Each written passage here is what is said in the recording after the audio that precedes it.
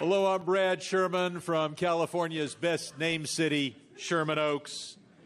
I'd like to thank the Organization of Iranian American Communities for putting on this important congressional briefing.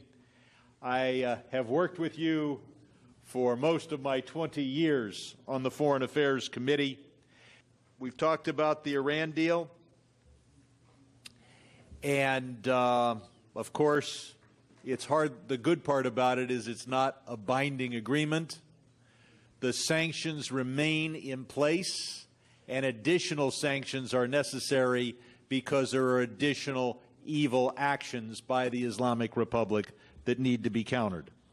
I was not shy in differing from the Obama administration, and I will not be shy in criticizing or working with the Trump administration in the years to come.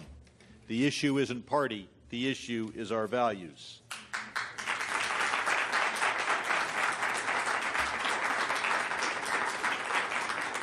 One thing that should be obvious for this administration is to designate the Iran Revolutionary Guard Corps as a terrorist organization.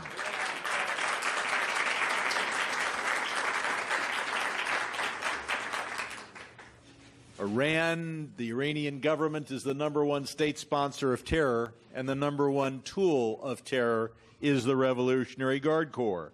That is why I recently introduced, with my good friend Judge Poe, the H.R. 478, and the title of the bill says it all: to require the imposition of sanctions against Iran's Islamic Revolutionary Guard Corps, period. We ought to pass the bill, but I'm hoping the Trump administration will act before even Congress passes the bill. We have to be very careful about selling planes and financing planes to Iran. I know the image of those planes is happy vacationers flying off safely in new planes. Ask yourself, how does Assad get his weapons? Who delivers the Revolutionary Guard thugs that are killing Syrians by the thousands every week? They're on those happy planes. They shouldn't be our planes carrying those murderers to Damascus. And that is why I joined with Peter Roskam in introducing the bill to require the President to report on the use by the government of Iran of supposedly civilian aircraft, and that is why I have opposed any American financing for planes. That's why in just a couple of months ago, I helped pass the No U.S. Financing for Iran Act, focusing on the Export-Import Bank, because the only thing worse than American banks financing sales of these thug-carrying aircraft would be for the American taxpayer to do the same thing. Now, the Iranian Foreign Ministry sends out its people to smile and create a happy, friendly image of the Islamic Republic. The real picture is not who they employ as diplomats, but what they do. The real picture is that poor Syrian boy on the beach in Turkey. That's the picture that Americans need to understand. Because, yes, it was Assad that drove him from his home, but who's driving Assad? The Islamic Republic, you know that well.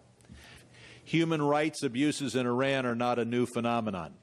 We learned how in 1988, Iran executed tens of thousands of political prisoners.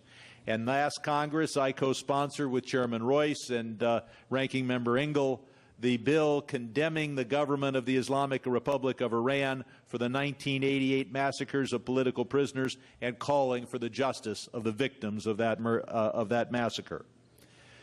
Now, it's, I think, obviously a mistake that my government identified the MEK for so long as a terrorist organization.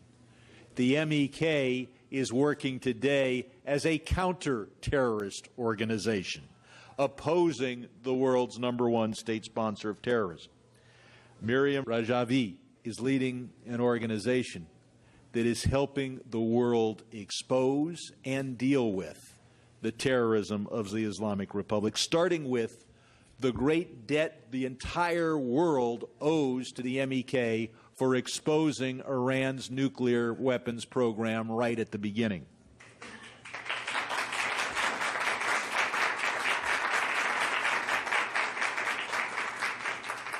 Today, we must celebrate the fact that those who were in Camp Ashraf, those who were at Camp Liberty, are now safe in Europe.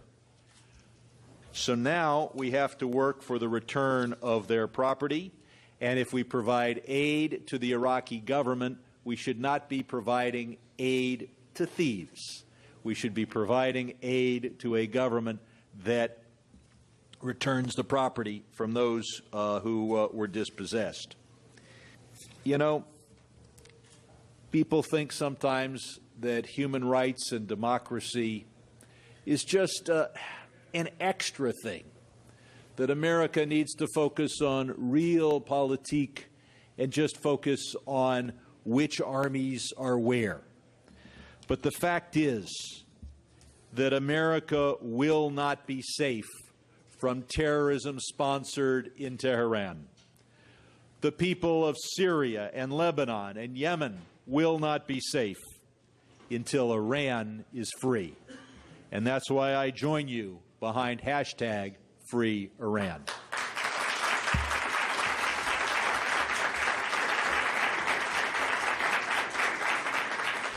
You've brought liberty to the people of Camp Liberty. Now let's bring liberty to the people of Iran. Thank you very much.